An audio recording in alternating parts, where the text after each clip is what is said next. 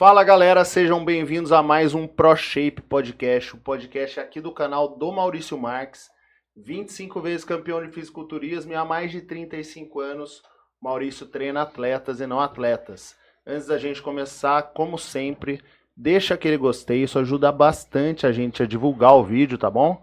E também não se esqueça de se inscrever no canal, fazendo isso toda vez que a gente postar um vídeo novo, você vai receber uma notificação do YouTube. E hoje a gente está aqui com um convidado. Pela primeira vez a gente tem um convidado novamente aqui participando, né, do podcast. O episódio dele, o pessoal gostou bastante, foi um sucesso, né? Foi realmente um divisor de águas aqui para o canal, né? E a gente agradece muito ele ter participado aqui. E ele volta novamente aqui. Eu vou passar para o Maurício apresentar o nosso convidado especial de hoje, né, Maurício? Bom, pessoal, o Matheus Sabatino já é conhecido aqui do nosso canal, né?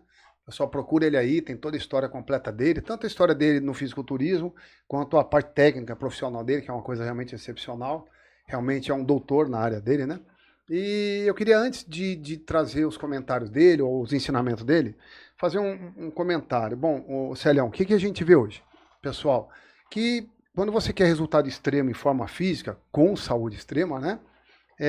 Tudo começa no treinamento. Partimos para a alimentação, seguimos com os hormônios, né, regular, estar em dia e sono. São 4 fatores aí que vão determinar resultado extremo com saúde extrema. Um comentário que eu queria fazer sobre treinamento, a gente tem visto aí na mídia, muita coisa, muita moda, muita coisa se fala, e eu penso assim, sabe, Celão? Eu venho de 41 anos de treinamento. Há 39 anos eu sou professor formado, dou aula até hoje, né? E há 35 anos eu preparo atletas para competição, naturais, ergogenizados, esse é o meu trabalho. E eu sempre vi, antes de mim, muito antes de mim, e durante todo o meu processo até hoje, mudança de treinamento, mudança de série. Os personagens trainer vieram praticamente 10 anos depois de que eu já estava trabalhando como professor, como treinador, e eles individualizaram isso, melhoraram a qualidade do treinamento, dando treino personalidade, estando presente. Então não foram eles que começaram a mudar de série, inventar movimento, criar movimento. Isso aí já vinha lá nos primórdios do fisiculturismo, né? Então eu não vejo nenhum problema hoje de se mudar a série frequentemente, né? Até porque falam, mas o crucifixo e o supino são a mesma coisa. Mas então por que os grandes campeões de todos os atletas usam os dois? Ou usam crossover? Por que entra o crossover e tal? Por que eu vou ficar no mesmo treinamento e me adaptar mais rápido se eu posso estar sempre mudando e passar mais à frente a adaptação? Porque Sim. a busca pela adaptação é o resultado. O corpo muda para se adaptar. A partir do momento que aquilo fica muito rotineiro, a tendência de se adaptar é mais rápida. Então é mais seguro eu estar sempre mudando para evitar que o corpo se adapte, esteja sempre em processo de adaptativo. Então essa é a minha visão, eu não vejo problema nenhum em estar sempre mudando série, mudando treino, até individualizando ao máximo, né? Aí eu acertei meu treino, beleza. Segundo passo, alimentação. Eu acho que o nutricionista que cuida hoje da forma física, da estética, ele tem que saber de treinamento, ele tem que saber de hormônio, ele tem que saber de sono. Ele vai dar todo o resto do suporte a partir do treinamento. Então, já puxando aqui a pergunta para o doutor Matheus, doutor, você pega lá um atleta que, cara, tá indo bem, tá flutuando, e de repente um outro que treina, faz tudo lá e não acontece nada, né? O que você nota, quais são os pontos que você olha para isso, o que você tem a dizer do atleta que está lá buscando o resultado e nada acontece? O que você diria na parte toda a partir do treinamento? Primeiramente, obrigado pelo convite mais uma vez, é um prazer estar aqui com vocês. Valeu. Maurício, uma lenda, sério, obrigado pelo convite, né?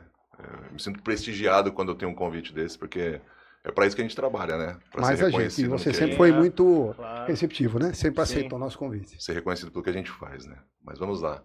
Essa questão de você ter, vamos dizer assim, pacientes que têm um pouco mais de celeridade em obter, seja o resultado que ele busca, estético, seja de prevenção de doenças, tratamento de doenças, tem muita gente que já chega doente, né? Na maioria das vezes. Quem busca um nutricionista nem sempre chega em boas condições. Raramente chega em boas condições.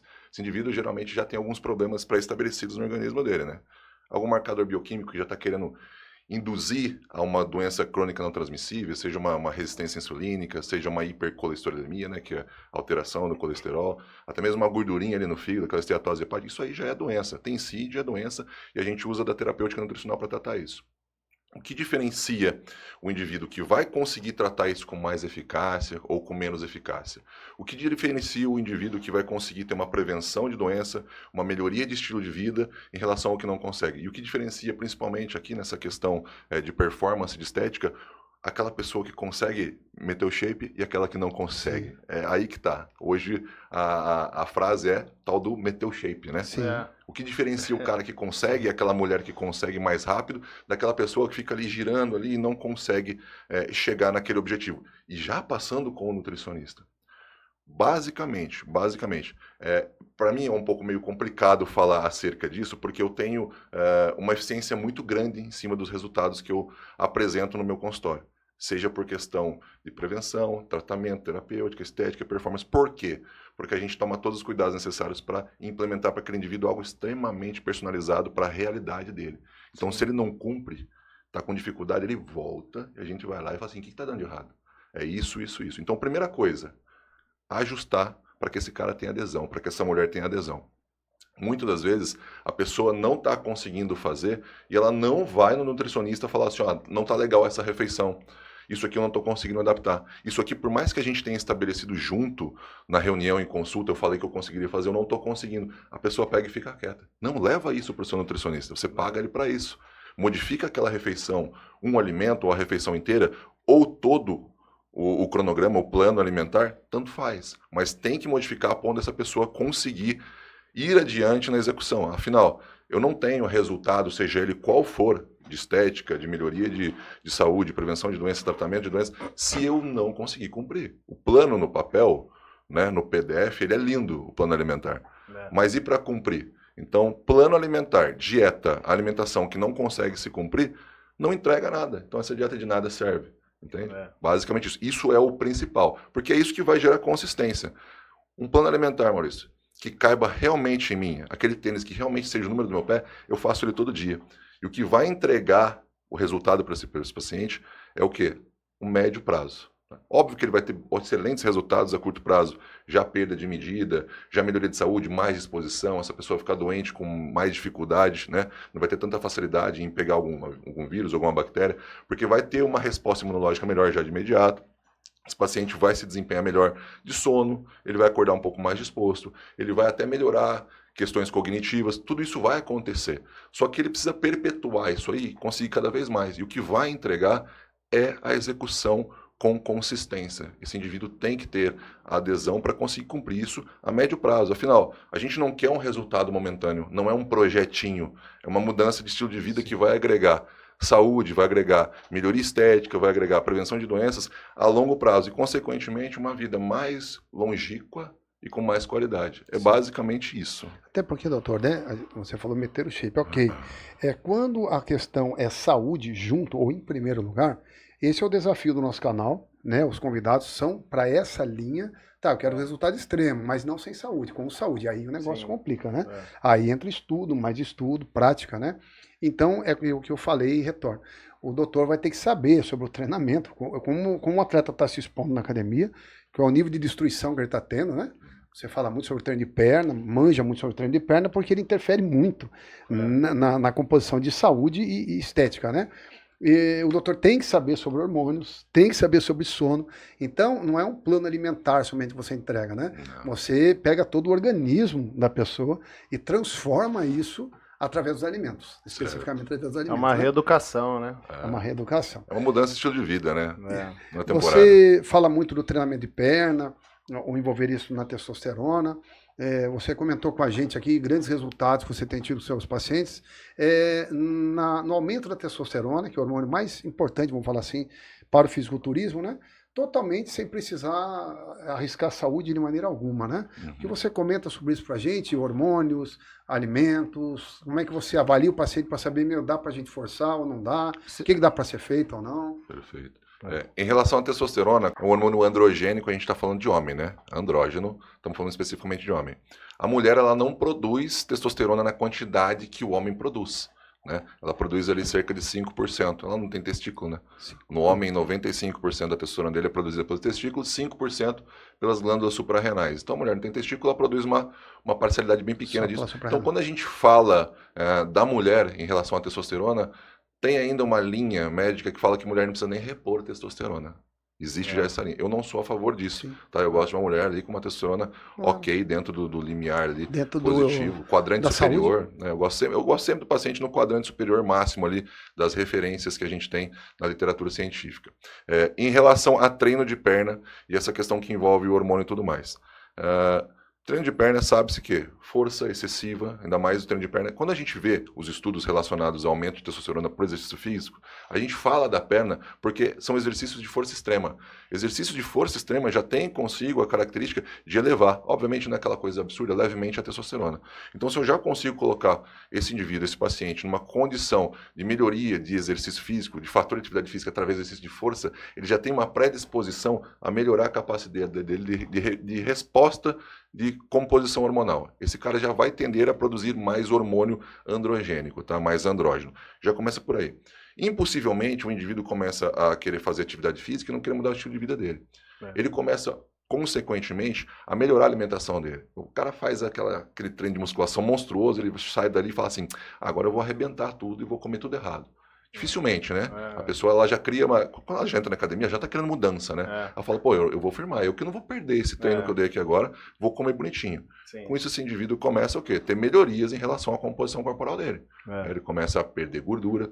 Sabe-se que o excesso de gordura corporal, ele causa insuficiência em relação à produção de testosterona. Quando eu estou um pouco mais gordinho, existe uma redução na produção de testosterona. Porque a gente vê, quando a gente começa a emagrecer esse indivíduo, a gente faz esse indivíduo perder gordura, a testosterona dele começa a subir automaticamente. Automaticamente. Então, numa condição de excesso de peso, se há o quê? Primeiramente, a deficiência primária ali, né, da produção de testosterona. Existe uma redução na produção da testosterona. E segundo, esse indivíduo, por ele estar ali com excesso de peso gorduroso, o excesso de peso gorduroso, ele é uma inflamação crônica, né? Não tem como, né? A gente tem hoje, por mais que exista uma romantização, né, e até uma política de uma agenda aí, dizendo que a gente tem que levar em consideração esse indivíduo que está obeso, lógico, ele tem que ser tratado, ele tem que ser reconhecido, esse cara precisa de colo, esse cara precisa de ajuda, essa mulher precisa de ajuda.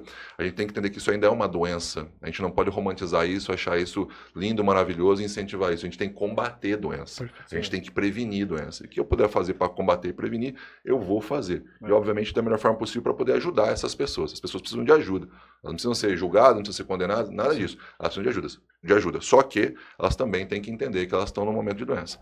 Essa questão da doença, de excesso de peso, faz com que o corpo dela desenvolva a presença de um monte de citocinas inflamatórias que vão colocar o corpo dela numa questão crônica de inflamação. A inflamação crônica, ela perdura o tempo todo, 24 horas por dia, enquanto estiver naquela condição.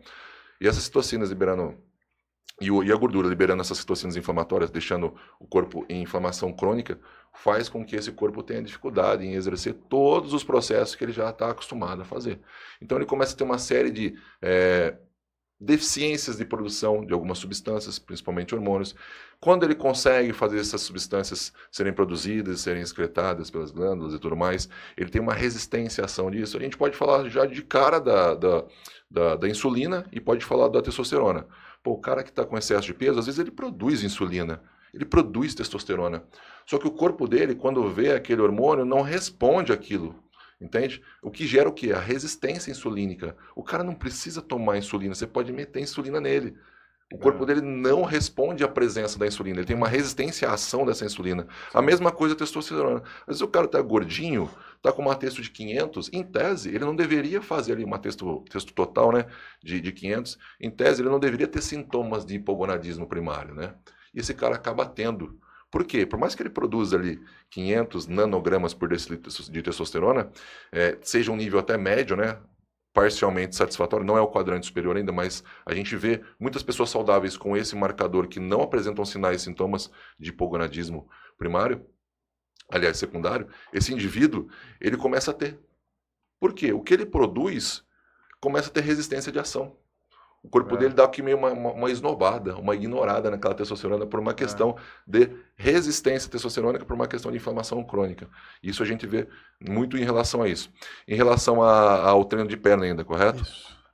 A gente tem que ter uma estrutura muito bem avaliada para a gente conseguir desempenhar. Porque lembra que eu falei que exercício de força Treinando perna, eu faço muita força. Ah, então quer dizer que quando eu dou aquele treinão de costa com terra e tudo mais, eu também melhoro, eu sinalizo a melhoria dentro de um contexto sistêmico de produção de testosterona também? Também, da mesma forma, tá? Sim. Desde que seja um exercício extremamente intenso, tá? Ainda mais exercícios de base, isso ajuda bastante, tá? Quando a gente fala base, a gente tá falando de levando de terra, tá falando de agachamento, né? A gente tá falando desses tipos de exercícios, principalmente o powerlifting, né? Sim. Exercício de força, explosão. Voltando na questão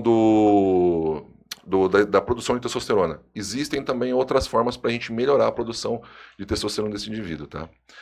A testosterona, ela é produzida pelo testículo. Mas para ela ser produzida pelo testículo, ela depende de uma sinalização. Esse testículo, ele responde a 2 tipos de hormônio. Tá? O hormônio luteinizante e o hormônio folículo estimulante. O pessoal conhece como LH e FSH.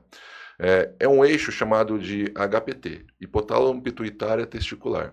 Lá na hipófise, na pituitária, é produzido esses 2 hormônios. Esses hormônios eles são lançados, né, no plasma, chegam até o testículo, onde eles vão agir ali na célula de Leydig, né, que a gente chama. Eles vão sinalizar para esse testículo a produção de espermatozoide e também de testosterona, né? O luteinizante, a testosterona, e o folículo estimulante, o espermatozoide. Mas eles são concomitantes, é impossível você sinalizar um sem sinalizar o outro. Acaba sendo uma coisa que eles não concorrem, eles vão em conjunto. A gente consegue otimizar esse eixo através da utilização de uma fórmula que compõe de alguns tipos de compostos químicos e nutracêuticos, tá? Essa fórmula vai agir lá nessa glândula no cérebro para otimizar a produção de hormônio luteinizante e folículo estimulante para sinalizar mais produção de testosterona. E a gente consegue ter resultados em consultório assim de pacientes que estavam com 300, 400 de testosterona e de forma a não utilizar hormônio, não fizeram uso de nenhum tipo de hormônio androgênico, conseguiram aí ultrapassar os 1000 de testosterona enquanto tomavam aquela fórmula, que é uma fórmula extremamente leve, que não é danosa, são componentes fitoquímicos e os químicos que tem ali, eles são bem leves, eles não são hepatotóxicos, eles não são nefrotóxicos, eles têm uma boa capacidade de, vamos colocar assim, de serem tolerados pelo organismo. Então, o que prevaleceria ali, o uso dele de forma contínua, não teria um problema grave, obviamente, em estar usando aquilo, obviamente comparado a uma testosterona, que a gente sabe que pode ter mais deleteriedade, mais problemas a médio e longo prazo aí. Tá? Então a gente consegue sim, dentro de um contexto de, olha isso, emagrecimento, melhoria de estilo de vida, já perder peso, já aumentar a produção de testosterona, começar a fazer esse indivíduo a praticar mais atividade física de força, também otimizar essa testosterona. E com isso ele consegue também fazer uso dessa fórmula, poxa, esse cara fica com o corpo que é basicamente uma máquina, tudo alinhadinho hormonalmente, e vai melhorar o estilo de vida dele, a qualidade de vida dele, o sono dele vai melhorar.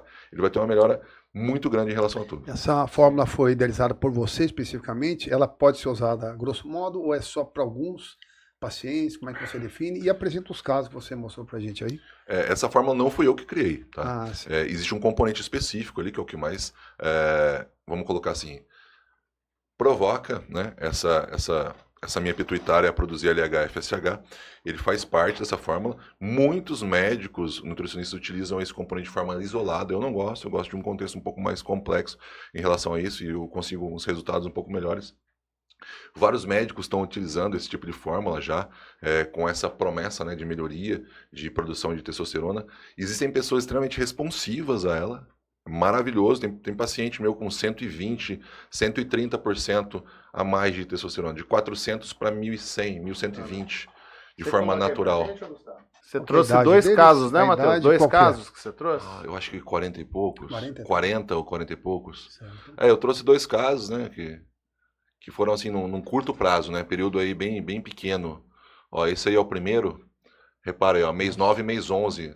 Não chegou a dar 2 meses, ó. Foram praticamente aí 45 dias, vamos dizer assim. Sim. Uma testosterona que saiu de 418 e foi para 1.119. Caramba. Sem utilização de nenhum tipo de hormônio, né? Sim. Só fazendo uso dessa fórmula. Então você imagina a qualidade de vida desse cara. Poxa, que bacana. Qual que é a Imagina- idade? A idade? Qual que é a idade dele? Tem no cabeçalho. Dá uma olhadinha para mim, por favor. Cortou? Eu já olho aqui agora, quer ver? Ó? Eu já olho aqui Pô, mas agora. uma evolução É gigante, né, monstruosa a evolução dele. É. Monstruosa. Aqui, ó. Ele é de 84. 84. Então ele tem 40 né? anos, 40 anos. né? Um cara de 40 anos que saiu de 418 e foi para 119, Sim. no trabalho, na rotina, chegar em casa para brincar com os filhos, É. quando vai se divertir ali com a esposa nos momentos íntimos dele, tudo muda, né, cara? Tudo Sem muda. falar que é o Claro. organismo dele produzindo. A grande diferença. Exatamente. Isso, é. Ninguém está Essa é a falando de diferença. um hormônio vindo É. aí de forma de uma administração, de uma via de administração, seja intramuscular ou seja via gel, não estamos falando disso. É o próprio A gente está testículo falando trabalhando. que o testículo dele saiu de uma produção de 418 e foi para 1119. Perfeito. Isso.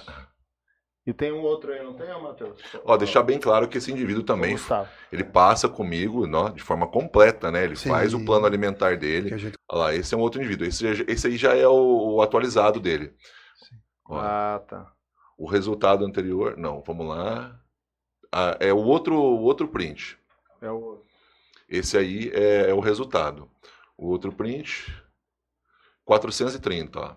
Ele saiu de 430 e foi para 900 e alguma coisa. Sim. Então aí, também mais de 100% de resultado. Então assim, a gente consegue ultrapassar 100% de resultado. Maravilhoso. Obviamente que se esse cara tiver com 700, ele não vai para 1.400. É. Então você não pode falar assim, você vai ter 100% Sim, de aumento da sua claro. testosterona, independente sim. da faixa que esteja. Sim. Quanto mais próximo ali de 1.000, obviamente, menos otimização desse eixo de produção Não é uma natural. matemática precisa. Porém, a gente vê que ele sai de uma faixa baixa para mediana para alta. É que uma matemática limitada à produção daquela gônada, né? Perfeito. Então, assim, por mais que eu entupa esse Ela cara tem. com esse componente na maior concentração de todos os componentes que tem ali, esse cara vai ter um limite, né? Sim. É aquela coisa, o máximo que eu tiro de um motor X é X cavalos. E doutor, Sim. falando em natural, a gente vê muito que o homem, né? Ele tem uma testosterona entre 400 e 800 em média, natural, a grosso modo, né? E lembrando que antigamente era mais alta, né? Já tem comprovações aí que com as gerações foi baixando essa testosterona por N motivos, né? Mas se tem relatos de atletas 100% naturais, que às vezes nem treinam musculação, né? Com 1.000, 1.200, né? E o doutor conseguiu levar ali um atleta Sim. mediano para o limite, para o Isso, máximo, é o que a gente claro. tá vendo ali, né? Os Ô, Matheus. duas pessoas, né? Isso. Mas assim, a melhora desses dois casos, por exemplo, eles também têm uma melhora no treino também com a massa muscular ou é mais essa parte de libido? Como que é a melhora desse cara? As características primárias de um homem, ela é dada pela presença do hormônio testosterona. A gente fala de uma palavra muito específica chamada de virilidade, né? Sim. Se a testosterona ela está diretamente ligada à virilidade, você imagina um cara que tinha uma virilidade regida por 400 de testosterona e para 1.120. Sim. Esse cara ele fica mais viril. É. Esse cara ele fica até com mais pulso firme. Ele Sim. fica com mais capacidade cognitiva, ele fica com mais responsividade, ele consegue tomar atitudes de forma um pouco mais confiante. Esse cara ele se sente mais confiante, esse cara ele desempenha a vida dele de uma forma totalmente diferente. Sim. A testosterona, Energia, né? ela é neuroativa. A testosterona, ela age no sistema nervoso central. Sim. Então, uma pessoa, a gente vê casos aí de pessoas com testosterona em deficiência, né, com hipogonadismo secundário, elas fazendo depressão, por exemplo. É. Elas ficam um pouco mais melancólicas, elas têm algum problema relacionado ao ânimo e tudo mais, e você vai ver, pode ser que essa pessoa realmente esteja com esse sinal e sintoma em virtude aí da baixa testosterona. Então a gente sabemos também, a gente vê no bodybuilding isso, né? O cara que está com uma testosterona muito alta, o cara fica explosivo. Sim. Vi um estudo recentemente, inclusive postei ontem, provando que a testosterona não deixa a pessoa mais agressiva. É diferente. Ela potencializa alguns traços que já são intensos da sua, vamos dizer assim, não vou dizer do seu comportamento. Então, se você é uma pessoa que desempenha um pouco mais de virilidade, você é uma pessoa mais firme, isso fica potencializado, mas ela não aumenta a agressividade. Tá? Sim. E esse estudo mostrou isso. E se aumenta, é pouca coisa que dá para ser controlado, gente. É coisa assim, insignificante. Estudos podem cometer erros, tá? Sim. Mas esse estudo mostra que foi feito com 600 miligramas de enantato de testosterona, esse estudo. Eu acho, doutor, aí, não falando cientificamente, mas ao que a gente vê empiricamente, né? Como era para ser um Ronnie Coleman, um Arnold, né, um Tom Platz, né? Se fosse a matemática, quanto mais testosterona, mais agressividade, né? Os caras estariam loucos, né? Estariam amarrados. Exato, imagina. Porém, a gente sabe de atletas que se tornam, né? Mas é como o doutor falou, é uma especificidade dele. Ele tem a tendência à agressividade, né? Ele tem a tendência. A partir do momento que ele empurra isso com testosterona, essa pessoa chega nisso. Mas eu não posso generalizar. Ao mesmo tempo, eu não posso também, então não deixa agressivo, então beleza, mas se eu tenho tendência a ser, vai despertar, né? Então, aí entra a individualidade novamente. Então, realmente não tem relação direta com a agressividade, mas algumas pessoas não podem usar. Eu não posso, se eu usar, eu estouro. Sim. Então ninguém pode usar? Não, você. E aí entra a individualidade, entra o que a gente está falando aqui agora. Agora, a vantagem de se trabalhar natural é que o organismo vai produzir um tanto que o corpo foi programado, foi projetado para ter. Zero problema. O corpo foi projetado para ter 1.000, para ter 800, 1.000, 1.200. Ele não foi projetado para ter 3.000. Então a gente espera que trabalhando nisso algumas coisas colaterais vão acontecer.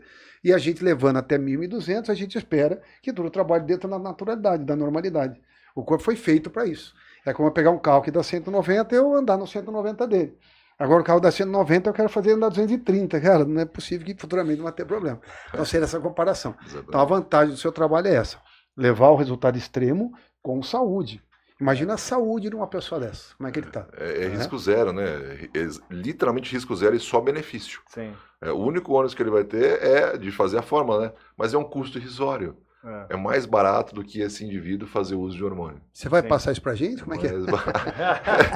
Já é um segredo, segredo. Não, já é bem difundido, né? É bem difundido. Só que pode existir uma confusão e achar que é uma recomendação de uso. Sim, então tem que ter bastante cuidado. É o seu paciente, aquele paciente. Né? Até porque existe uma individualidade na prescrição. Sim. Então... Tem uns que é X miligramas da concentração. Pessoal, então é o seguinte, a gente não vai passar aqui a fórmula.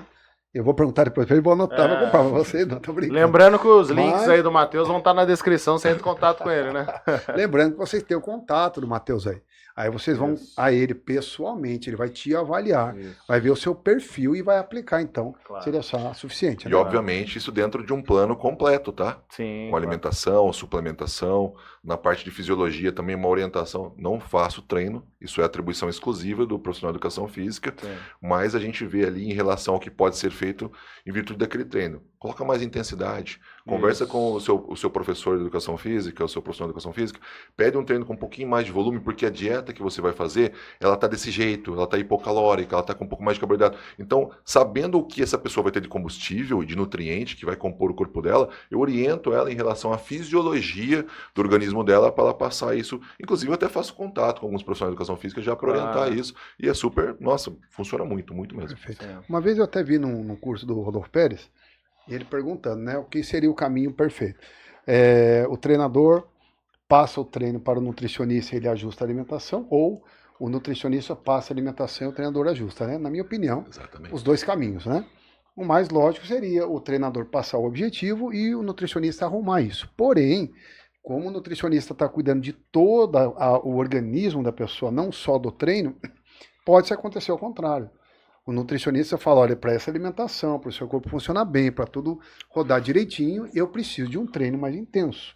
E aí ele então comunicar. Então tem que ter um relacionamento aí entre o treinador e o nutricionista, basicamente é isso. Dentro disso ainda, doutor, do que você passa aí, treinamento de força de perna e tal, você comentou com a gente que tem alguns preparativos aí para se garantir um treino de perna eficiente. Descreve aí pra gente.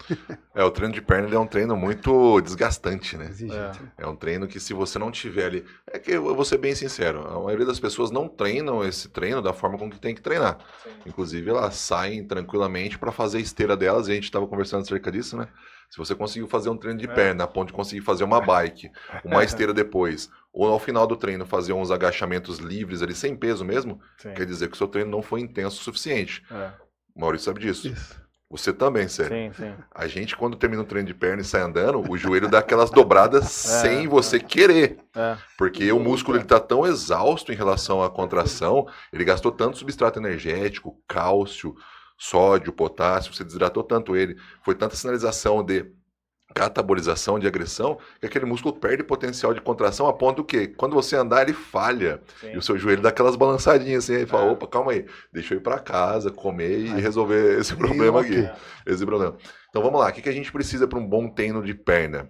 A gente precisa encher esse músculo com o máximo possível de energia. E a energia do músculo, ela é o quê? O glicogênio muscular. O glicogênio nada mais é que a glicose que está na corrente sanguínea, né, o açúcar do sangue aí, de forma bem vulgar, que o seu fígado pega, compacta de forma química, ele faz um processo, transforma em glicogênio, que é uma glicose compactada, e coloca dentro do músculo para o músculo usar como fonte de energia. Ou seja, gente, o músculo não consegue pegar na corrente sanguínea de forma iminente, imediata, a glicose para usar como fonte de energia. Esse músculo ele utiliza o glicogênio dele ali para iniciar. Já foi acumulado anteriormente. Exatamente. Para fazer suas contrações. Tempo de síntese de glicogênio muscular. Maurício acabou de falar. Anteriormente. 6 a 8 horas atrás. Então, sabendo que eu vou treinar perna às 7 horas da noite, eu tenho que ter tido um café da manhã e um almoço que tenha sido uma boa oferta de carboidratos para que eu tenha o quê?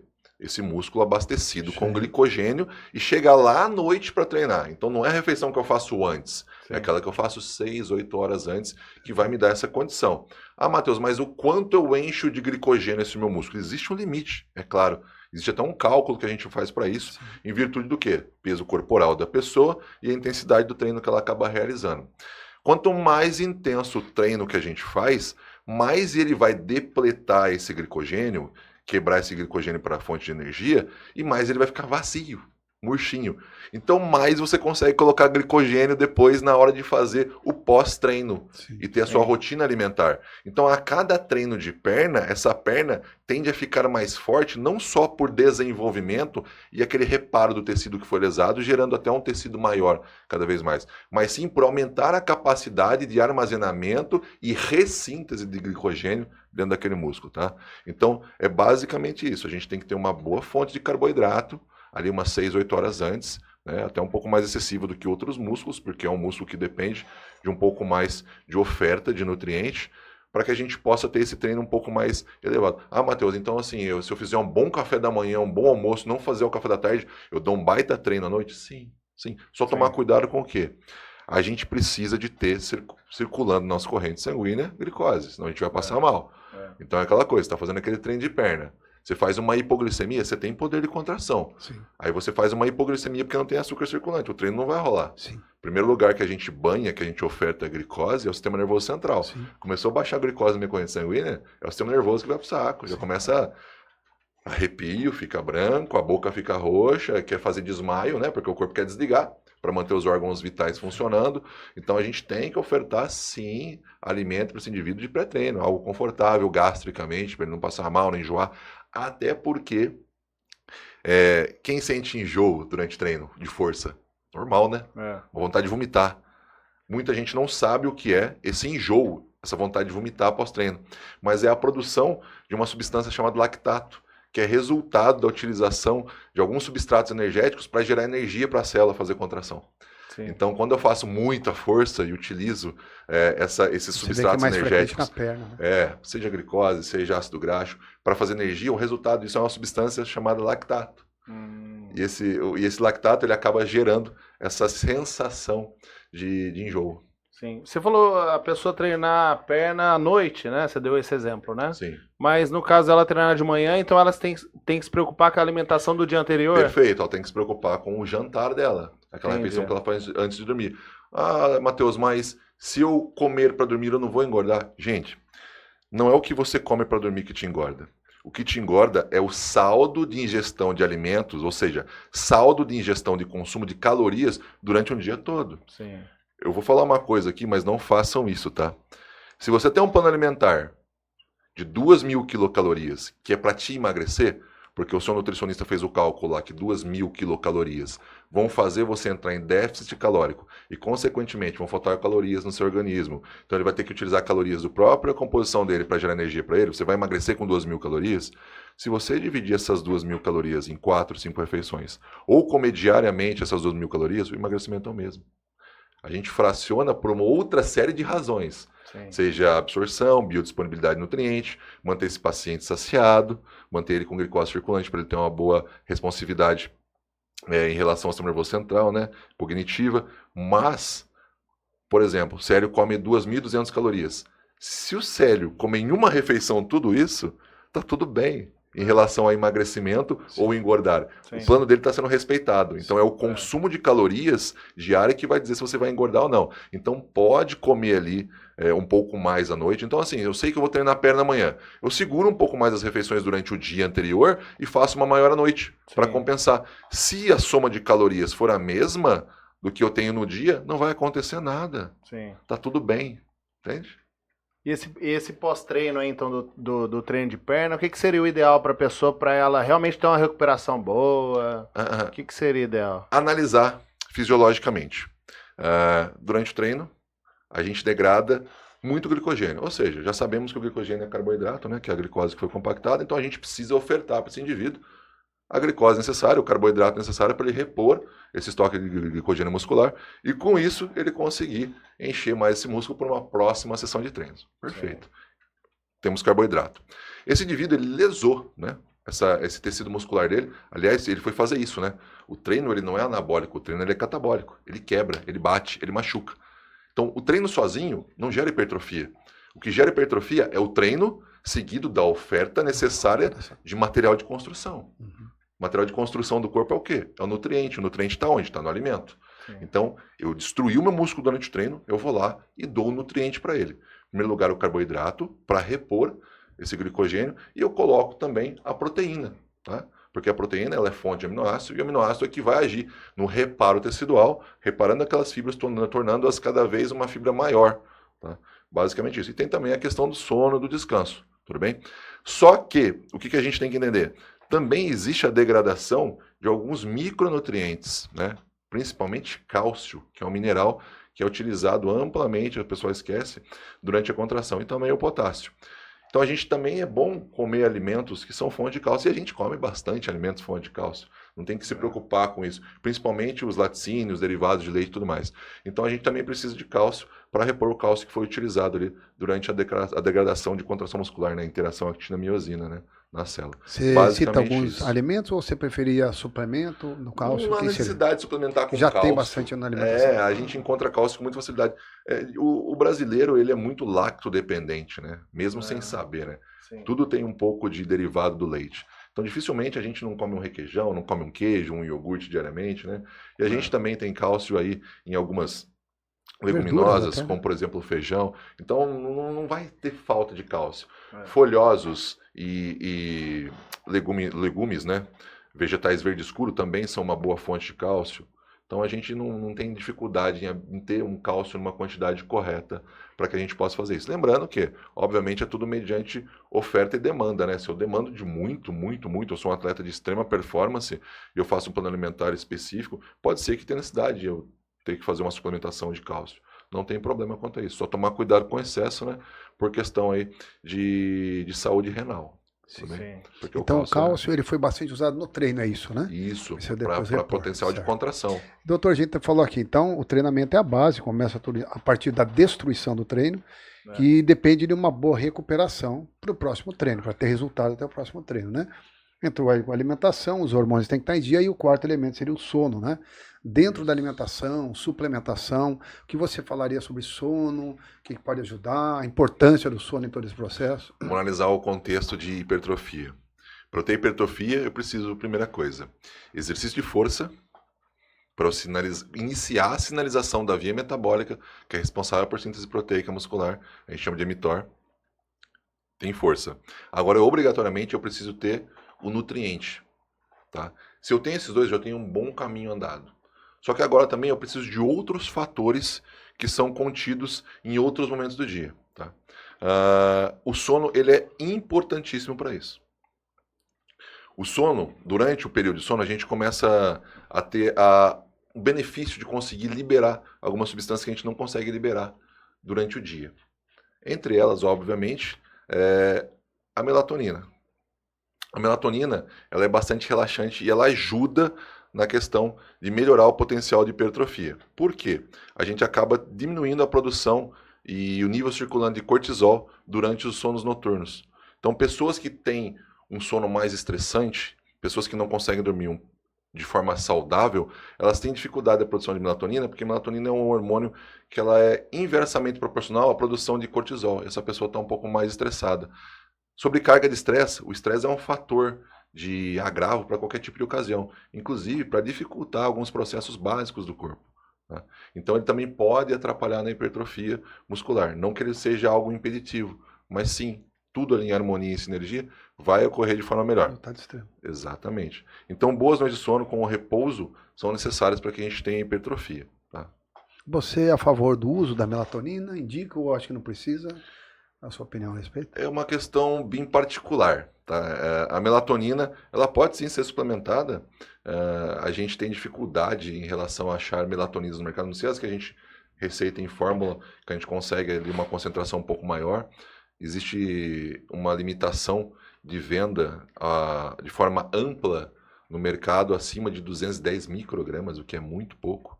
A gente chama de MCG, né?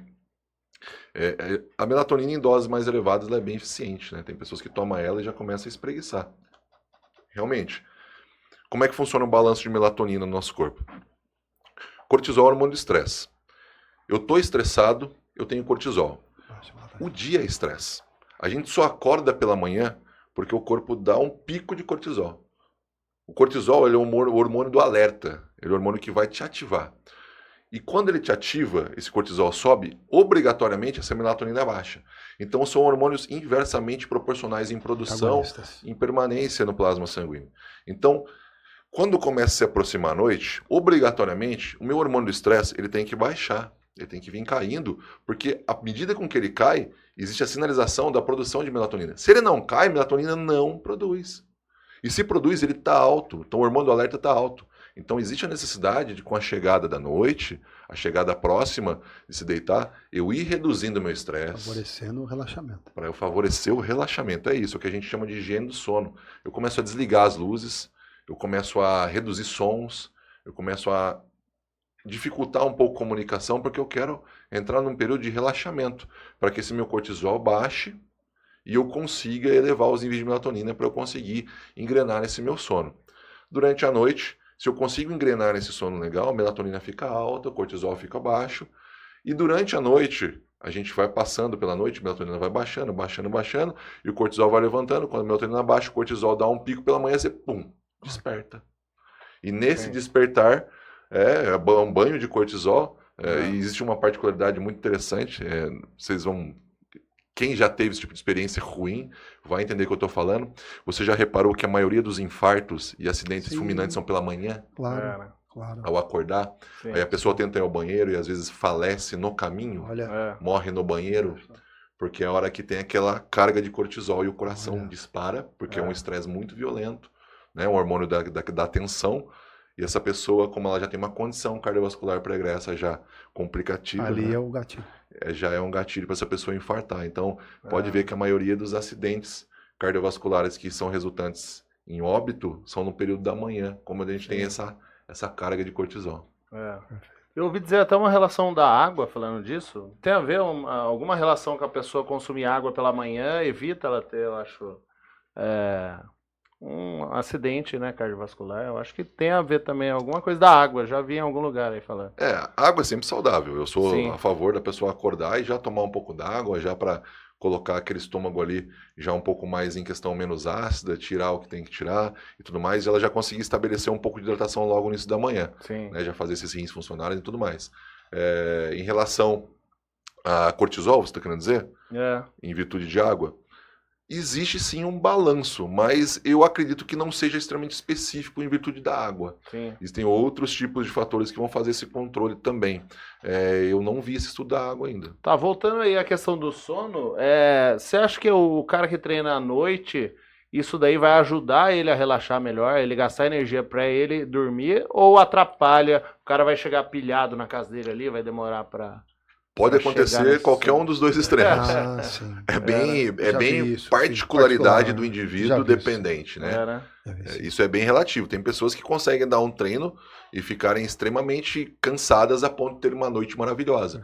E tem pessoas que dão um treino e saem dali cheia de catecolaminas, cheia de endorfina, né? Cheia de dopamina, querendo dominar o mundo e falar, e agora, como é que eu vou dormir? E hoje, como a cada 10 pessoas... Vamos dizer assim, eu não tenho essa estatística, gente, mas que eu vejo, a cada 10, metade usa pré-treino, e os pré-treinos contêm cafeína, que é neuroestimulante, então dificilmente essa pessoa ela vai conseguir dormir à noite. Se ela conseguir dormir, não vai ser um sono de qualidade, porque mesmo, eu durmo tomando café, eu durmo mesmo tomando cafeína, tudo bem, você vai dormir, só que não é um sono de qualidade. A pessoa acha que está sendo. Ela não consegue atingir determinados patamares de sono que é necessário na presença da cafeína, que é um neuroestimulante. Por mais que ela esteja dormindo e tenha a percepção de estar dormindo. Entrando até na questão, então, do pré-treino, né? Eu até tenho uma sensação, às vezes, que eu tomo pré-treino, me dá uma... Eu fico enjoado depois, não consigo me alimentar direito. Ele parece que dá uma empapuçada, assim. Falando em pré-treino natural, você teria alguma ideia de pré-treino natural legal para a pessoa consumir? Eu até comentei com o Matheus que eu vi o lutador, né, o Gilbert Durin, o lutador do UFC, ele num podcast ele falando sobre ele utilizar a beterraba, a própria beterraba, né, ele bater com mandioca. A gente sabe até que existem suplementos de beterraba, né, que já são divulgados aí na mídia. Que você acha desse suplemento, desse pré-treino, né, mandioca com dessa a receita beterraba? dele. Isso, dessa receita caseira. E se você tem alguma outra ideia também de pré-treino caseiro? natural, saudável. É válido. Depende do que você busca, tá? Tem gente que busca em pré-treino estímulo. Sim. A beterraba ela não é estimulante. Qual que é o outro? Mandioca com beterraba. Né? E a gente tem também esses bulbos, raízes e tubérculos, que também não são estimulantes, mas são fornecedores de energia, de carboidrato. Como ele já é um cara que performa, ele não precisa de neuroestimulação, ele está condicionado a isso. Ele só precisa do quê? De substrato energético. Esse cara precisa de energia. Esse cara precisa de caloria. Esse cara precisa de carboidrato. Então ele utiliza duas fontes de carboidratos excelentes, né? Tanto a beterraba, que por mais que tenha um índice glicêmico médio ali e uma baixa carga glicêmica, a beterraba ela não é o ápice assim de fornecimento de carboidrato. A mandioca é mais, tá? A mandioca tem mais carboidrato, a mandioca tem mais caloria. Por isso que ele coloca a mandioca. Só que a beterraba, ela tem uma substância nela chamada nitrato. E esses nitratos, na presença da arginina, que também tem um pouquinho na beterraba, ele acaba otimizando a produção de óxido nítrico no nosso corpo. Vasodilatador. Exatamente. O óxido nítrico está diretamente ligado à melhoria da oxigenação das células e circulação, gerando vasodilatação. É mais para isso. Agora, esse pré-treino, ele vai fazer com que eu fique desperto? Não é isso. Não. O que vai fazer isso é cafeína. Agora, vamos dizer o seguinte. Pego essa beterraba aí com essa mandioca. Essa mandioca, essa batata doce, né? Pega esses tubérculos aí. E a gente ainda toma um cafezinho depois. Excelente. Sim. Eu tenho um neuroestimulante, eu fico mais ativo, eu fico mais feliz, com o sistema nervoso mais em alerta, e eu tenho substrato energético ali na corrente sanguínea, a glicose, para eu conseguir banhar meu sistema nervoso central, começar a enviar combustível, né, de uso para células e tudo mais. Então, é legal sim, eu gosto bastante desse tipo. Já usei isso em paciente, inclusive. A gente na contração muscular, você precisa mais do cálcio, né? Entra o cálcio, potássio relaxa, o cálcio contrai e tal, né? Seria legal alguma coisa com cálcio antes ou nada a ver, porque como você falou, o cálcio já é abundante? Você colocaria ele antes? Não. É que não existe uma ligação de imediatez. Tem que estar lá. Tá. Com toda certeza, devem existir pessoas que colocam cálcio antes. Mas não é o momento, né? Tem que estar no organismo. Eu sou a favor da regularidade. A gente tem um plano alimentar saudável que fornece nutrientes na quantidade correta. Esse cara está pronto para treinar a qualquer momento. Sim, claro. E tem esse cálcio ali, ele não vai ter problema. Para o treino, né? Não, ele já está alimentado. Um dos sintomas é a gente ter cãibra, né? Durante o treino ou após o treino. Isso pode estar sinalizando ali ou deficiência de ingestão de água ou ausência de alguns minerais. As pessoas têm que começar a ter um pouco mais de atenção em relação a isso. Sim. Um outro assunto que a gente até conversou antes aqui, né, é sobre esse negócio. O pessoal fala muito mal do uso de hormônios, né? Mas, assim, a própria alimentação, hoje em dia, tem muita coisa ali que se a pessoa tem um hábito ruim na alimentação, ela tá fazendo tão mal quanto o uso de hormônios, né? Queria que você comentasse quais os piores alimentos ou hábitos alimentares que as pessoas também botam em risco a saúde. Acostumando, achando normal, né? Isso. E a testosterona tem medo, mas se você pôr na balança, né? Se pôr na balança tão ruim quanto. Existem alguns alimentos que eles são tão deletérios à saúde que eu acredito que, inclusive está mudando isso, né? Isso já começa a acontecer. Eles tinham que ter um alerta, né? Na embalagem deles, esses alertas já começaram a acontecer, só que eu ainda acho que é pouco, né? Eu acho, na minha ótica, esses alimentos, eles tinham que ter neles a foto igual atrás do cigarro, né? Mostrar o resultado da pessoa. Sim. Para depois, porque não é todo mundo risco, que fuma que tá daquele jeito. Sim. E o cigarro mostra que pode ficar daquele jeito. Sim. Existe Entende? Então, por que eu não posso colocar uma foto de um resultado Sim. drástico igual ao do resultado Sim. atrás daquela Da salsicha. embalagem de salsicha, Sim. daquela embalagem de nuggets? É. Seria uma boa, não seria? Você olhar para aquele negócio e falar, eu vou comer isso, né? Quais são os piores aí? Olha, se a gente for pensar em alguns fatores antinutricionais imediatos, assim, eu posso citar alguns ligados simplesmente, de forma básica, que todo mundo comete algum erro aqui, relacionado a processos gastronômicos, da forma com que você cozinha. Por exemplo, se a gente ferver demais o óleo para fazer algum tipo de elaboração culinária, ele acaba liberando algumas substâncias ali, e uma delas chama de acroleína. Essa acroleína, ela é parcialmente, levemente carcinogênica. Ela tem um potencial carcinogênico. Ela pode favorecer o aparecimento de câncer. Se eu usar uma vez, se eu usar 2 vezes, não, gente, é um consumo corriqueiro, né? De quanto tempo? Eu não sei. Não existe isso. Ninguém vai pegar uma pessoa num estudo e fazer ela usar todo dia ver quanto óleo precisa pra ter fervendo para problema. fazer a comida dela, deixar ela contrair um câncer para ver quanto tempo precisa. Ninguém ia fazer isso.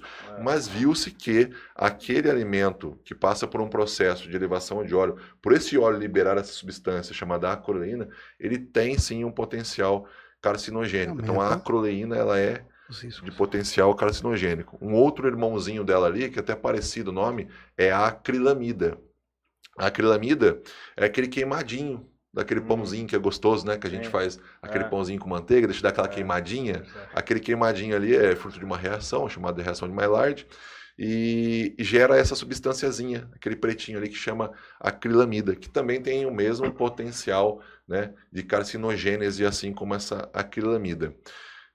Outros que eu também condeno muito, e eu falo para as pessoas, vamos reduzir o consumo disso, até porque isso já é global, isso é reconhecido inclusive pela OMS, por mais que existam algumas coisas que eu olho da OMS ali e falo, isso aqui é exagero, calma, não precisa tanto alarme, né? É a utilização de carnes processadas e embutidos.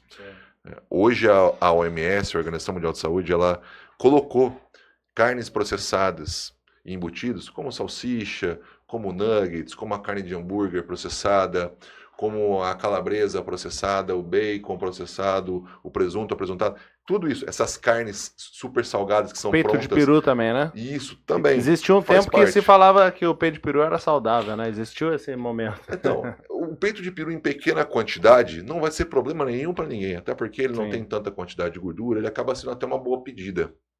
Mas eu tenho opções melhores que têm um processo industrial de produção ou menos industrializado que vai incrementar nele menos efeitos negativos para a minha saúde. Então eu deixo esse peito de peru aqui de reserva, né, num caso de urgência ou coisa do tipo. Assim como o presunto ou apresuntado. Tudo bem? Em relação a esses itens de carne processada e embutidos, você já viram aquelas carnes que vêm num vácuo assim, salgadas? Sim. Né, que elas são praticamente prontas para usar. Aquilo lá é uma carne processada, por exemplo. Você diz a carne para churrasco, aquela carne? Não. Aquelas carnes secas. Que vêm prontas. Sim. Tipo aqueles bifinhos.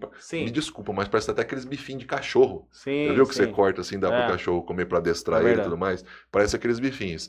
Essas carnes, a gente chama elas de carnes processadas, né? Sim. Carne processada foi que passou por um processo industrial, recebeu ali o tempero, passou por um processo de defumação, de ser salgada e tudo mais. Recebeu ali alguns componentes.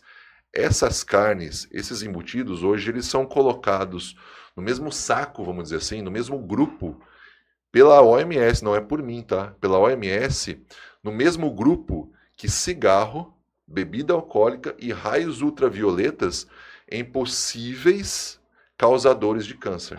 Tá? Então, assim, esses produtos vão me causar câncer? Não sei. Não sei. Mas eles têm potencial de causar câncer? Tem. Mas tudo é dose dependente, né? A quantidade, o tempo de uso dependente.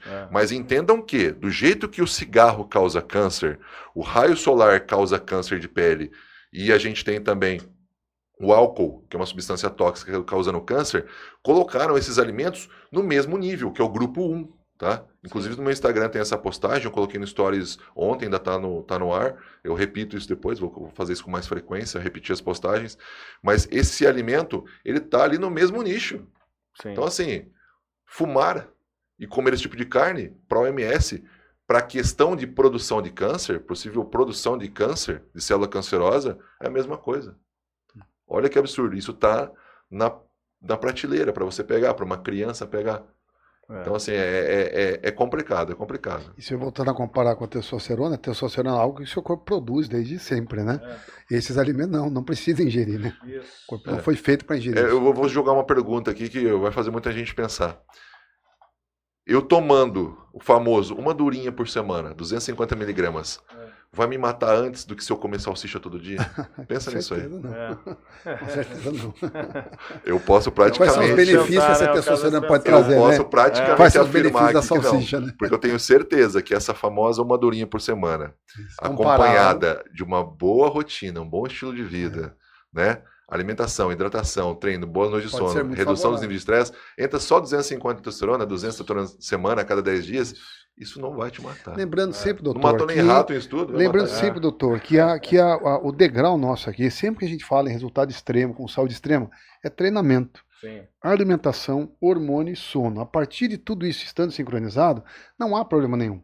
E ser levado 1.200 uma testosterona, fazer um ciclo baixo de testosterona, desde todo o combo esteja completo, né? O problema é a pessoa estar se alimentando mal, não treina nada, dorme mal e já vai pôr a testosterona, quer dizer, como se isso fosse arrumar toda a bagunça. É que falar em uma testosterona levemente suprafisiológica, um pouquinho acima da produção natural, a gente não encontra problemas. Sim. Uma testosterona de 1.500, 1.600, eu tenho vários colegas médicos que afirmam isso. Ninguém morre de problemas cardiovasculares, de problema de perfil lipídico, de ateroma. Ninguém morre de questão circulatória ou cardiovascular com uma testosterona durante a vida inteira de 1.600, que é o que 200 miligramas de testosterona a semana te traria. E assim, em 1.600 a gente consegue já ver uma melhoria de composição corporal, de melhoria de favorecimento de resultado de hipertrofia, de anabolismo, de favorecimento de queima de gordura dentro de um plano de emagrecimento. A testosterona tem potencial lipolítico, ela não é utilizada para emagrecimento, pelo amor de Deus. Isso. Mas ela, numa presença de uma estratégia para emagrecimento, Ela pode é favorável. potencializar o emagrecimento, sim. Potencializa. Sim, Quem que, falando em testosterona, então, quem que vai ter mais problema, na opinião de vocês? É o cara que ele faz o uso frequente ali, né? Você usou a palavra aí, eu não peguei agora.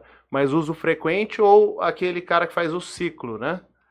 Quem que vai ter mais problema a longo prazo? É claro que vamos dizer que os dois têm hábitos saudáveis, né? Eles seguem tudo, fazem os exames certinho. Quem que vai ter mais problema? O cara ali que faz um ciclo no fim do ano para ele ficar no shape para a praia, ou o cara que mantém o ano inteiro ele tomando uma dose? É claro que nós estamos falando aqui de uma dose baixa, né? Uma dose ali um pouquinho acima do suprafisiológico. Só para ver se é isso mesmo, né? Então, eu também não sei a resposta. Vou fazer a pergunta, vou repassar a pergunta. Eu tô falando, Maurício, que na minha época lá que eu comecei a treinar, tal, de 20 e poucos anos, eu era esse cara do ciclo do fim do ano. Deixa eu arrumar a pergunta né? para o doutor, que eu não sei a resposta, mas ele pode saber. Sim. Então, o que ele está dizendo, doutor, é uma pessoa manter a testosterona dela do ano 1.200, tá? Ou ela manter normal e uma vez no ano, 2 ou 3 meses, ela fazer 2.000 de testosterona, uma dose maior, por um tempo curto no ano, ela está mais segura do que uma pessoa que usa 1.200, 1.600 o ano inteiro? 1.200 você pode usar o resto da sua vida. Eu vou afirmar. Não, agora eu vou afirmar. Perfeito. Se você conseguir manter a sua testosterona total em 1.200 e um bom estilo de vida, Perfeito. você pode fazer o resto da sua vida. Sim. Qual é o problema? O perfil do usuário. Certo. Eu prefiro um usuário fazendo de 150 a 200, 250 miligramas a cada 7 dias ou 10 dias, do que um cara que vai fazer um ciclinho. Eu não gosto de ciclo, estou sendo bem sincero. Eu não gosto de ciclo. Eu gosto do quê? Por exemplo, o paciente decidiu utilizar hormônio de forma correta, ele começa a fazer uso. Ele mantém uma testo base E vai embora. em 1.400. Essa testo de 1.400, E vai embora. eu quero que alguém me traga alguém que morreu porque deixou uma testosterona em 1.400. Teve um problema cardiovascular, renal, hepático, por causa de uma testosterona de 1.400, obviamente dentro de um contexto de vida saudável. Sim. Porque se esse cara não tem uma vida saudável, não foi nem a testosterona, Claro. foi a vida horrível que ele tinha que Claro. causou isso. Com ou sem ele ia ter Alimentação, falta de sono, problema, estresse e tudo mais, tabaco, tudo mais. Estou dizendo uma pessoa saudável com uma testo de 1.400, 1.500. Essa pessoa, ela não vai ter problema. Estou afirmando isso. Em conversa que eu tive com outros colegas médicos, eles falam, eu gosto disso, eu gosto. E eles fazem isso para otimizar outros processos no organismo, e aí a gente vai entrar numa esfera um pouco mais específica. Mas vamos lá. Esse cara que está ali tomando 200 miligramas por semana, esse cara, ele não vai ter problema necessariamente. É óbvio que 200 miligramas é alto, Existem pessoas que 200 miligramas, essa pessoa faz 2.000 nanograma de testosterona por decilitro de sangue. A hemoglobina dela segura um pouco. E ele consegue fazer níveis mais elevados. Mas tem pessoas que com 200, 250 faz 1.400, 1.500. Óbvio que o quê? Não é legal, não é saudável eu suprimir a produção natural do meu corpo. Não é legal. Eu vou ter hipogonadismo, meus testículos vão atrofiar, né? Eu vou ter que me aplicar toda semana, a cada 10 dias ou 15 dias, depende da posologia, né? Do protocolo que cada médico vai utilizar. Essa pessoa vai ter que aplicar? Vai. A aplicação intramuscular, independente de quem faz, seja um profissional ou não, ela tem risco, não é uma via de administração confortável. Então isso vai gerar alguns problemas para essa pessoa. Mas chegar em mim e falar que uma pessoa que mantém uma testosterona até no máximo 1.500, que vamos colocar, é 20, 30% acima do suprafisiológico. Eu tenho um paciente com 1.300 natural, gente. É absurdo eu falar que com 1.500, com 200 a mais, esse cara vai ter vamos colocar assim, uma alteração do formato do músculo cardíaco, tá? Da cavidade ventricular. É difícil eu afirmar isso. Quando a gente está falando a gente está falando de pessoas que estão fazendo 1.000 miligramas de testosterona na semana. São 4 Durateston de 250 miligramas. Entende? Eu conheço pessoas que não passam comigo e estão fazendo uso de 1.200, só testosterona. É o cara pegar 6 Deposteron por semana e tomar. Esse cara, ele tem um risco. Você tá entendendo? Esse cara tem um risco. Porque a gente ficar naquele limiar inferior ali, a gente não tem risco nenhum. Absolutamente nenhum. Obviamente que se houver algum risco, você pode ter certeza. Mas o meu amigo só... Não vai ter esse cara. É que é difícil eu falar que vai existir um cara que não tenha um contexto de vida saudável, use uma Durateston por semana e morra por causa da Durateston. Não é, gente. Esse cara tá morrendo porque ele tá... por todo o contexto. Exatamente. Só que é o seguinte, você tem que atribuir a causa a alguma coisa, né? Assim. E geralmente as pessoas elas vão atribuir ao quê? Aquilo que elas enxergam como o maior paradigma, né? Sim. Que é a utilização do hormônio, né? Então, pessoas que têm conhecimento na área, que trabalham na área, não me venha um nutricionista que não é conhecedor da área, não me venha um médico que não é um médico específico do esporte, ou um endocrinologista clínico que trabalha com esse tipo de paciente, porque eu já vi muitas aberrações. Eu peguei essa semana meu paciente, o médico pegou e botou para ele clomifeno, que estimula a produção natural de testosterona, e colocou testosterona gel no mesmo protocolo. Se ele vai fazer textogel, ele já vai suprimir a produção natural dele e vai ficar só com a textogel. Isso vai acontecer. Ou vai trabalhar de um lado ou do outro. Pode colocar o clomifeno que for, que não vai sinalizar o feedback positivo para voltar a produzir LH, FSH e produzir. Exatamente, não faz sentido. Ou ele põe só o estimulante da própria produção dele, ou ele coloca só a reposição. E eu peguei isso e tá aqui no meu celular. Eu falei para ele, eu não sei o que falar, porque eu vou falar para você não fazer o que o médico passou. Conversa com ele, marca outro médico. É difícil se você identificar a coisa assim que você fala, meu Deus. Eu não sei o que ele queria fazer. E detalhe, esse meu paciente está super bem testosterona, 890. Não sei porque ele vai fazer isso. Sim. 890. Sim. Caramba. Fica a dica aí, pessoal, que quiser subir a testosterona com segurança num limite máximo, que vai garantir resultados de saúde extrema, procurar o doutor para saber a sua condição, em que ele pode fazer ou não. Né? Então fica aqui a dica. Tá fazendo uso de testosterona, passando lá com o seu médico, vai lá, a gente faz exame sempre, vê como é que tá o limite. Tá começando a dar uma bagunçadinha no colesterol, a gente estabelece uma estratégia para melhorar esse colesterol. Tudo que a gente consegue fazer em consultório é o quê? Prevenir danos e reduzir danos. Sim. E, obviamente, conscientizar o paciente acerca do que ele está fazendo, né? Porque tem coisa que é tão pesada que não dá nem para reduzir os danos. Eu peguei um paciente há mais ou menos um mês atrás, com hematócrito de 61%.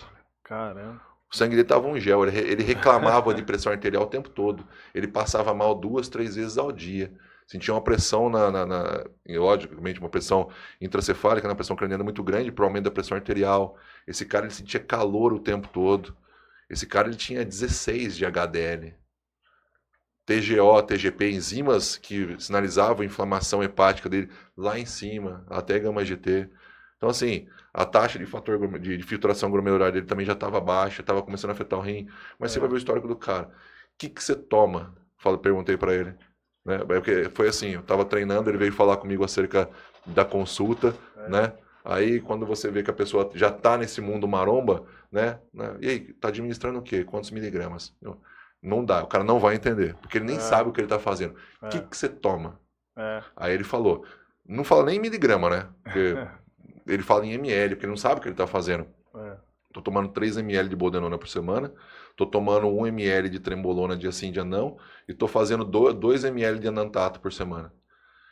Ele fala da testosterona chamando ela só pelo nome do éster, sem saber que o enantato é o éster. Eu falei, mas enantato do quê? Aí ele falou de testosterona. Então, assim, às vezes o cara nem sabe que ele tem que nominar, né? Ele tem que dar nome pra droga que ele tá tomando. Porque ele fala, eu tô tomando enantato, mas qual é enantato? Sim. De qual hormônio? Enantato de qual hormônio? De buscar informação. Então, assim, ele realmente não sabe o que ele tá fazendo. Aí, resumo, tira tudo, faz exame, alimentação anti-inflamatória, utilização de uma série de componentes, de suplementos para favorecer, restaurar a saúde desse cara. Obviamente que não pode deixar ele desamparado de testosterona, né? Em conjunto com o médico, estabelecido ele 150 mg de testosterona na semana, 150 mg. Esse cara vai ter 900 de testo injetável. Então, assim, ele vai ter que pegar praticamente meia Durateston, né? E na farmácia, o farmacêutico pega uma Durateston, tá na receita, tá? Pega uma Durateston, puxa metade e joga fora outro resto. Aplica nele e vai embora. E ele não pode pegar outro resto. É mesmo? Porque se você quer aplicar na farmácia com o receituário, ele vai fazer o que está escrito em receita. Sim. E não pode se aproveitar e se guardar. Então você toma meia Durateston. Imagina. Isso é questão totalmente de Pra saúde. mim, É lógico, né? se eu ver uma Durateston jogando no lixo, eu fico triste, eu choro, mexe com o meu coração. No caso dessa pessoa específica, isso é um caso mais de tratar a saúde dela, porque ele vai ter a perda, né? Realmente do shape ali, ele vai perder, né? A massa dele. Acredite se quiser. Ele chegou no limiar de utilizar tanta droga que não tinha mais efeito anabólico nele. É mesmo? Essa droga, no máximo, tinha um efeito anticatabólico e tinha um efeito de levar transtorno à fisiologia dele. Seja em sistema cardiovascular, circulatório, sistema neurológico, esse cara estava totalmente alterado. Ele melhorou, porque ele parou de reter líquido, mas também tivemos que entrar com antihipertensivo, com diurético, tudo questão médica. Entende? Foi feito todo o protocolo médico nele. Tudo bonitinho. Então, assim, esse cara hoje se sente bem. A pressão dele era 20/10, às vezes. Resultado com saúde. A pressão normal dele era 15/10, 16/11, normal. Ele nunca fazia 13, 12/8. Ele era uma bomba relógio. Ele podia infartar treinando, ele podia infartar no trabalho dele, como ele passou mal no trabalho várias vezes, que chegaram e me contaram. E também ele poderia infartar até dentro do meu consultório. Uma bomba relógio. Em qualquer momento ele podia ter um acidente ali. Importância do preventivo, né? Perfeito. Sim. Mas agora tá tudo bem. Graças a Deus. Graças e ele tá voando. Um assunto que eu queria levantar aqui também, sobre aquilo que eu comentei com você. O cara já treina musculação e ele quer começar a correr ou tá focando numa prova de corrida ali, quer se preparar para a prova. Só que ele não quer perder a massa muscular. Existe diferença, claro, deve existir, né? Mas assim, existem as provas. Aí vamos falar da pessoa que realmente quer participar de uma prova, né? E ela já treina musculação. Existem as provas de 10 quilômetros e as de 5, ali, a prova para amador, né? Esse cara quer treinar 3 vezes por semana ali. Vai ter o cara, então, que vai treinar 3 treinos ali de 5, totalizando 15 quilômetros por semana. E o cara que vai fazer 3 treinos de 10, totalizando 30 km por semana. Certo. É o que seria mais ou menos um protocolo ali de alimentação para essa pessoa, algumas dicas para ela preservar ao máximo a massa muscular dela, se ela está se preparando para uma corrida, mas ela não quer perder o shape ali, a massa que ela já tem, né? Olha, nessa questão não vai ter jeito. Você vê, o tipo físico por modalidade, ele fala o que aquela modalidade é. Sim. Se você for pegar um atleta de maratona, um atleta de corrida de longa distância, esse cara sequer tem massa muscular hipertrofiada. Porque para ele o peso da massa muscular atrapalha na hora da corrida. Você pega aqueles quenianos, você pega esses corredores de maratona São Silvestre, você vê, é pele, uma camada delgada, bem estreita, bem fina de músculo e osso. Esse cara é levíssimo, ele quer alívio de peso. Ele não tem peso gorduroso e o peso muscular é aquele suficiente para fazer ele desempenhar uma boa corrida e ele ser leve. Sim. Esse cara que treina musculação, ele vai sofrer. Porque se ele treina musculação, ele treina com o princípio de ganhar massa muscular, que é extremamente pesada e funcional. Para ele fazer essa massa muscular contrair durante a corrida, é um gasto de energia muito grande. A condição que ele tem física, o condicionamento que ele desenvolveu, é em razão de contrações de um período limitado. 8 a no máximo 12 repetições, vamos dizer isso. Sim. Esse cara vai fazer uma atividade física de um pouco mais longo prazo e mais ligada à função cardiorrespiratória. Às vezes o cara está treinando e sequer faz o cardio. Então existe uma adaptatividade para aquele tipo de treinamento e ele começa a moldar o corpo dele de acordo com aquela modalidade. Agora eu vou dar um outro exemplo para você. Você pega um corredor de 100 metros rasos. O cara é magrelo? Não. O cara é fraquinho? Não. Porque é só um tiro. Sim. Esse cara é musculoso. Você pega um corredor de 100 metros rasos, parece que o cara é um bodybuilder. Parece que ele é um bodybuilder. Ben então, Johnson, exemplo. Exatamente, porque ele só precisa daquilo. O desgaste dele não existe. Ele precisa de mais força de explosão, e o que dá força de explosão é massa muscular, do que força do quê? De se permanecer nessa prova de forma resistiva. Sim. Entende? Então esse cara vai ter problema. Então automaticamente, quando ele começar a praticar a corrida, o corpo dele, como uma forma de tentar gerar adaptatividade àquela nova modalidade, vai tirar a massa magra dele. Vai, né? Sem contar que ele, como ele tem muita massa muscular, para ele conseguir alimentar aquela massa muscular com energia, ou seja, com calorias, seja do substrato energético que for, e fazer aquilo ali oxigenar, aquilo ali vai fritar a caloria.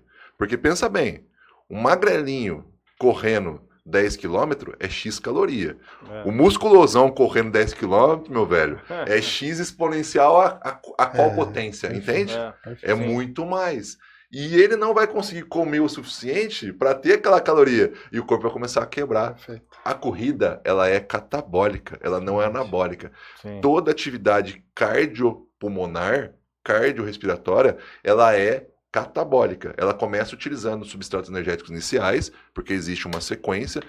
Tudo acontece de forma bem simultânea, mas existe uma sequência. Mas a tendência dela é começar a quebrar o próprio corpo para gerar energia, porque vai acabar os estoques de energia à medida com que a prova vai caminhando, o exercício vai acontecendo. Entende? Então, realmente é difícil, mas dá para reduzir dano, dá para reduzir. Sim, mas essa redução de danos, ele teria como suplementar? O que seriam os suplementos mais indicados no caso nesse perfil específico, né? Bom, a alimentação é equilibradíssima, muito mais rica em carboidrato. Sim. Né? Um pós-corrida aí com uma boa recuperação, que ele não corra sempre, né? Porque as provas são muito desgastantes. Esse pós-corrida, né? Também carboidrato, muita proteína, deixar esse cara descansar, reidratar ele. Ele vai usar muito líquido, o músculo 80% água. A hora que ele começar a correr e desidratar, esse continua com a creatina? Continua? Creatina vai ter que utilizar. O ideal também seria que ele utilizasse a betalanina, que a betalanina vai melhorar bastante a resistência muscular dele. Vai reduzir bastante o que a gente chama de produção de ácido, né? Porque ela junta com outro aminoácido chamado histidina, né? Forma carnosina, faz o tamponamento celular na célula muscular, reduz a liberação, né?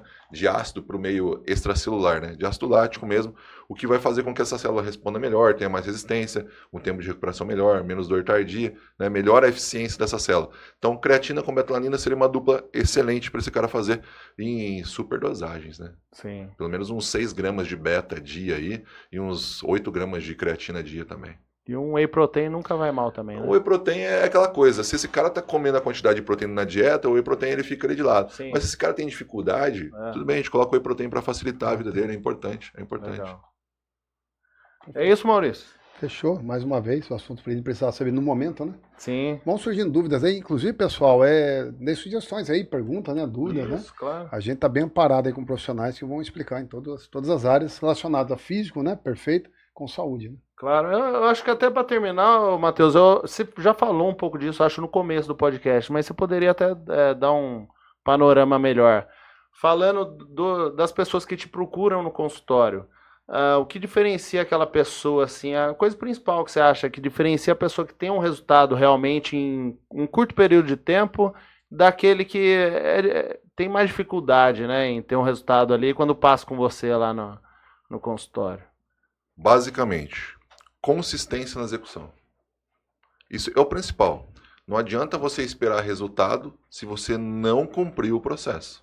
O resultado não vem se você não fizer o caminho que vai te levar até aquele lugar. Você não chega no objetivo se você não trilhar o caminho. Sim. Entende? Você não vai chegar no objetivo de melhoria de composição corporal se você não trilhar o caminho do que tem que ser feito. A boa alimentação, o treino, fazer a sua hidratação, ter boas noites de sono. Se você não melhorar isso e não fizer isso de forma consecutiva, todo santo dia, por um bom tempo, e perpetuar isso em você, você não vai ter o resultado, tá? Seja ele qual for. O que eu falei, prevenção de doenças, tratamento de doenças, melhoria de tipo físico, de composição física. Agora vamos lá. Matheus, existe projetinho em 30 dias? Lógico que existe, só que é apertado, não vai te trazer mudança real de estilo de vida, vai ser um resultado emprestado, daqui a pouco você vai voltar e você vai perder aquele resultado. Sim. Então, eu sou aquela pessoa, sou aquele profissional de nutrição que vai pensar em mudar a sua vida. Eu quero que você perpetue o resultado que você está adquirindo. Então, não vou fazer terrorismo com você a ponto de você fazer algo extremamente apertado que vai te gerar aversão ao processo ao invés de adesão ao processo. Sim. Eu quero te entregar algo que vai te trazer mudança de vida, seja de qualidade de vida por virtude de melhoria de fatores de saúde e também principalmente do fator estético, do que aquela pessoa que vai simplesmente entregar um resultado momentâneo e depois você vai perder isso. Entender que, enquanto você está submetendo-se ao processo, você vai se manter daquele jeito. Então, eu sempre falo isso para paciente. Eu falo, eu tô gordo e eu preciso emagrecer. Eu quero chegar num bom tipo físico, eu quero ter uma boa saúde. Você vai fazer isso. 1h30, 2 horas de consulta, sai com tudo resolvido. Orientação, ela já tem um personal trainer dela, já tem o profissional que faz a planilha de treino delas e tudo mais, e vai lá cumprir. Essa pessoa obtém o resultado, ela fala, agora eu tô bem, tô maravilhosa. E volta para a vida que ela tinha. A vida que ela tinha é que não permitia que ela tivesse o corpo que ela tem agora. Então entenda que é a vida que você leva que vai te dar o resultado que você quer ter. Sim. Então, se você continuar e se perpetuar nas mudanças que foram estabelecidas para você e você fizer daquilo a sua nova vida, o seu novo perfil de estilo de vida, aquilo se perpetua. Então, eu trabalho com mudança de estilo de vida. Se você continuar indo no barzinho e bebendo, sem dormir, frequentando a casa daquelas pessoas que só têm alimento engordativo, aqueles amigos, não trazer eles para esse mundo saudável, você vai ter dificuldade. Sim. Se você não conseguir virar, é óbvio que existem exceções à regra. E no Natal eu vou comer. Lógico que vai comer no Natal, no dia 24, no dia 25, vai comer a ceia 2 dias, na Páscoa vai comer chocolate pra caramba. Mas entenda, eu falei agora pro paciente, mas tem o Natal e tem o Ano Novo, será que eu vou ter bons resultados? Eu falo, vamos pensar o seguinte, até você vir para sua primeira consulta de manutenção e manobra, são 60 dias, correto? Correto. 60 dias, você vai perder 24 e 25. 31 e 1º. São 4 dias. São 56 dias de acerto para 4 dias. Você está preocupada? Não vai. Você consegue entender o contexto disso? Sim. Então, assim, a gente que se encontra numa boa condição física, numa boa condição de saúde, a gente tem o privilégio de fazer o que for sem ter nenhum tipo de problema, nenhuma alteração no físico. É aquela coisa, você chegar numa mesa e as pessoas estarem comendo torresmo e elas te oferecerem e falar assim, mas você não come, né? Porque você é fitness, né? Você não faz essas coisas. Fala assim, não, eu posso comer. Quem não pode comer é você. Entende? Eu posso. Se eu comer isso aqui, eu tenho certeza que tá tudo tranquilo e na próxima refeição já tá no limite, tá normal. né? Porque eu estou gozando do privilégio pelo que eu fiz e pela forma como que eu levo a vida. Sim. Aí que tá. Fazer do alimento engordativo, fazer do mau hábito a exceção à regra. E do alimento que é saudável, da vida, do estilo de vida bom, a regra, o hábito. E as pessoas fazem ao contrário. Sim. Elas têm como regra o estilo de vida ruim, a má alimentação, e de vez em quando elas saem disso e vão lá ter um pouquinho de vida saudável. Caminhar um pouquinho no parque no domingo, fazer uma salada só final de semana, uns legumes só final de semana. Então elas fazem da regra exceção e da exceção elas fazem a regra. Basicamente isso. Sim. Perfeito. Matheus, muito obrigado então mais uma vez por participar aqui do nosso podcast. Foi um prazer receber você novamente aqui. Se você ainda não viu o primeiro papo do Matheus, né? Digita aí no YouTube, procura pelo YouTube que isso vai ajudar a gente, até se você achar pelo YouTube, ajuda a gente na busca aí. Digita aí o Matheus Sabatino Pro Shape, que daí você vai ver o primeiro episódio lá, muito legal também, muita informação bacana, tá bom? Você que ficou até agora aí, clica no gostei para ajudar a gente a divulgar o vídeo. Não esqueça de se inscrever no canal. A gente fica por aqui e até o próximo ProShape Podcast. Valeu!